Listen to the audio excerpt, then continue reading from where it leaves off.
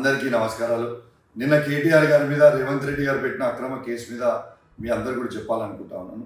ఇవాళ ఫార్ములా ఈ అనేది హైదరాబాద్కి రావడం, తెలంగాణకి రావడం ప్రపంచంలోనే ఒక గొప్ప విషయం. అట్లాంటి రేస్ని క్యాన్సిల్ చేసి రేవంత్ రెడ్డి గారు మన రాష్ట్రానికి ఒక చెడ్డ పేరు తీసుకొని వచ్చింది. ఇలా అదే రేస్ కంటిన్యూ అయ్యి ఉంటే టెస్లా అనేది మన తెలంగాణలో టెస్లా కార్స్ కంపెనీ అనేది తెలంగాణలో దాదాపు 50,000 కోట్ల రూపాయల ఇన్వెస్ట్మెంట్ పెడుతుంటే ఇలా వేలాది మంది యువతకి ఉపాధి వచ్చేది.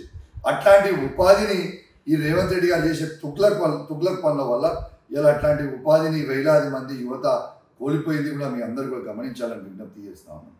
మీ అందరు కూడా ఈ కేసు వరకు కూడా చెప్తా ఉన్నాను. డిసెంబర్ 13, 2023 నాన్న ఈ ఫార్ములా ఈ రేసి కంపెనీ CEO అనేటైనా వచ్చి రేవంత్ రెడ్డి గారిని కలిసి ఈ రెండో విడత 55 కోట్లు ఫస్ట్ కట్టిరు, రెండో విడత అనేది కట్టాలని చెప్పిండు.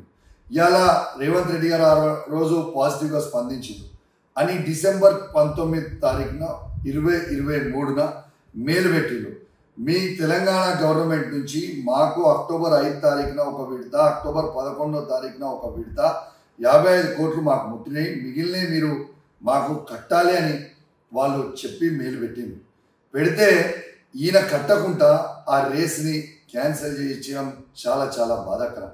వీణ ఆ కట్టకపోతే లండన్లో, ఎందుకంటే ఇంతకుముందు అగ్రిమెంట్ అయి ఉంది కాబట్టి 4 ఏళ్ళ కాంట్రాక్ట్ కాబట్టి ఇంతకుముందు అగ్రిమెంట్ అయి ఉంది కాబట్టి మీరు బ్రీచ్ ఆఫ్ కాంట్రాక్ట్ కింద ఇలా రేవంత్ రెడ్డి గారి మీద, రేవంత్ రెడ్డి గారి ప్రభుత్వం మీద ఈ ఫార్ములా ఈఓలు లండన్లో కేసు పెట్టడం జరిగింది.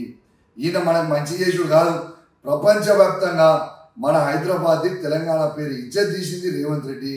రేవంత్ రెడ్డి గారి మీద కేసు పెట్టాలి. అసలు 55 కోట్ల రూపాయలు మాకు ముట్టినాయని వాళ్ళు చెప్పిన తర్వాత అసలు ఏసీపీ కేసు అనేది ఎట్లా వర్తిస్తుంది? అసలు ఏసీపీ అంటే ఏంది? Anti corruption bureau. అవినీతి చేస్తే వస్తుంది. అసలు అలా అవినీతే లేనప్పుడు కేసు ఎక్కడ ఉంటుందని చెప్పి నేను సందర్భంగా తెలియజేస్తా ఉన్నాను. ఇలా తెలంగాణ ప్రజలారా ఒక్కటి ఆలోచన చేయండి. మీకు ఇచ్చే 6 గ్యారంటీలు, ఆయన ఎలక్షన్లో ఇచ్చిన 420 హామీల మీద ఇవాళ కేటీఆర్ గారు గట్టిగా ప్రశ్నిస్తుంది కాబట్టి ఆయన గొంతు నొక్కే ప్రయత్నం చేస్తూ ఉన్నాడు. వాళ్ళు కేటీఆర్ గారి గొంతే కాదు, తెలంగాణ ప్రజల గొంతు నొక్కే ప్రయత్నం చేస్తూ ఉన్నారు. ఆయనని ప్రశ్నిస్తే కేసులు పెడతాం, జైల్లో పెడతామని అంటా ఉన్నారు. ఇదందరూ కూడా గమనించాలని విజ్ఞప్తి చేస్తూ సెలవు తీసుకుంటా ఉన్నాను. జై తెలంగాణ, జై కేసీఆర్.